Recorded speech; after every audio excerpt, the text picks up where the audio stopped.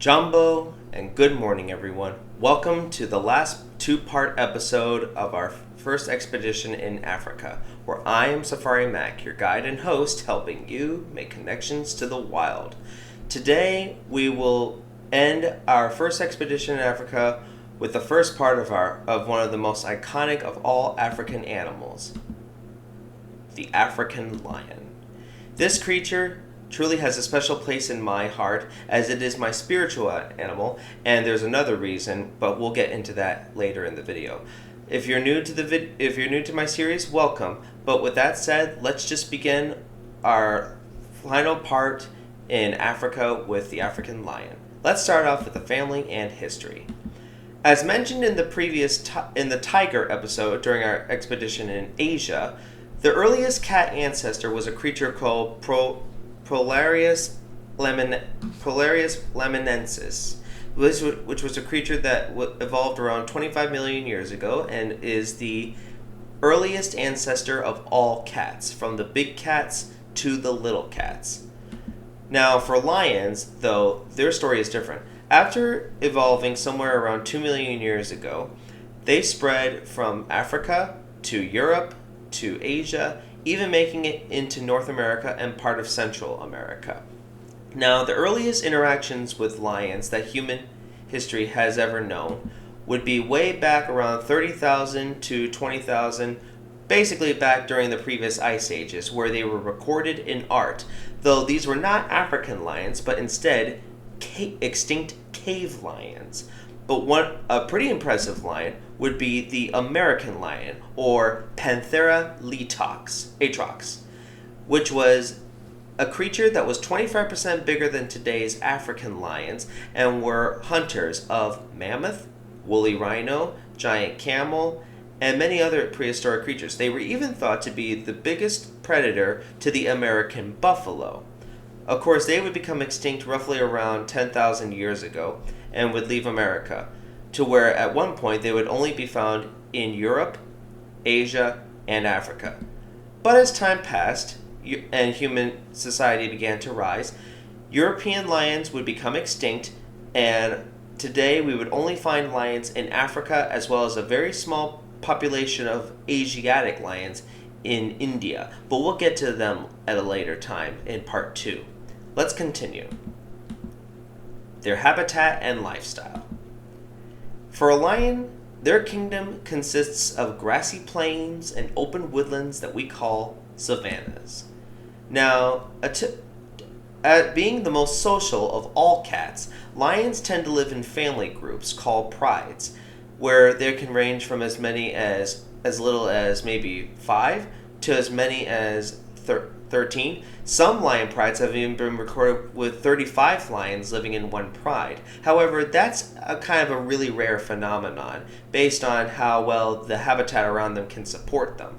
As mentioned with the other cats, which includes the tiger and the leopard, these animals, the size of the pride is governed by the size of the territory, which then is governed by exactly how many animals there are for these creatures to hunt.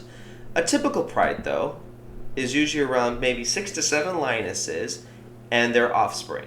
Usually a male or two is responsible for patrolling the pride's territory and chasing off any unwanted visitors.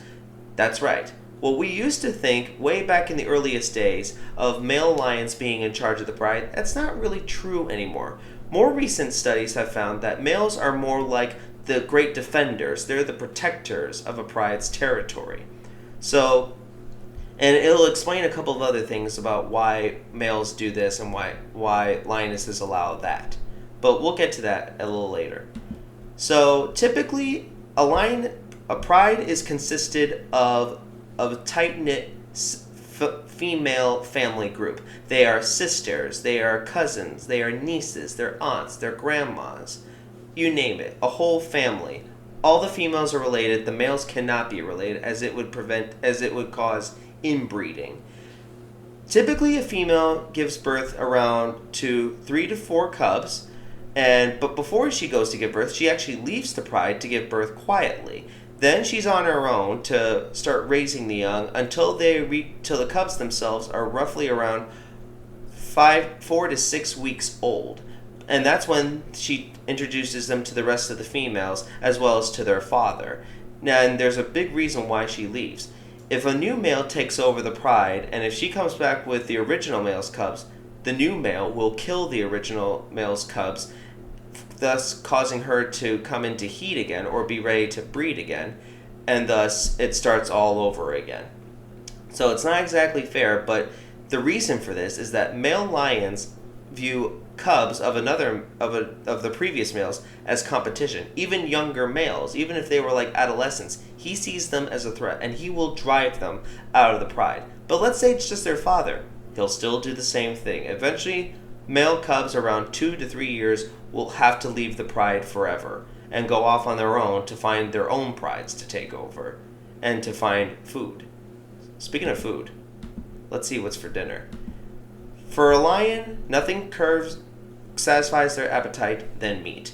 For a fully grown male lion, he could eat around 110 pounds of meat, or half my own weight in meat in one sitting. That's right, just one sitting. But then he may not eat again for a few days. Now, why do the females allow him to eat even though they did all the work? The truth is, like I said, they need the male to be in top fighting condition to protect them and their offspring from any other threats. But typically, the females do all the work, 90% of the time. However, that's not to say that males won't participate. That would be if it was like Cape buffalo or anything else like an elephant. But if it was smaller animals like gazelles or zebras or wildebeest or anything of that sort, usually it's always the females. What they do is that one female, working as a team, one female will drive a herd of animals towards where the other females are lying in wait, and there, when they get close enough, the other females spring the trap and try to catch their prey. But even with working together, lions can only catch their prey 30% of the time, so each meal really is a blessing. And so, as I mentioned, although the lioness makes the kill, it's usually the male of the pride who eats first. Then lionesses and cubs are second to feed, but even mom isn't really going to actually provide a little bit of meat. Instead, it's every lion for themselves. Even the cubs have to squabble for their fair share of food. Thus, this is where I think we get the term the lion's share. Now, in terms of human culture, lions have had a significant, and I mean significant, impact.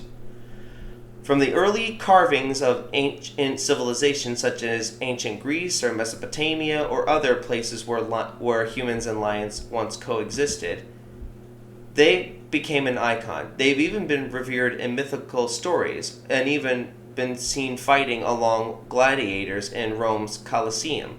In terms of myth, even the great Grecian hero Hercules battled a lion whose hide was so tough that no weapon could pierce it. Yet Hercules overcame this by using his brute strength, and then once he killed the lion, he took the skin of the animal and used it as a form of body armor. But that's just the myth.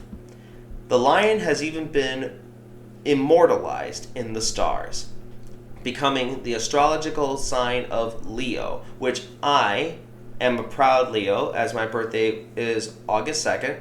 Leos usually are born around July 22nd to August 22nd.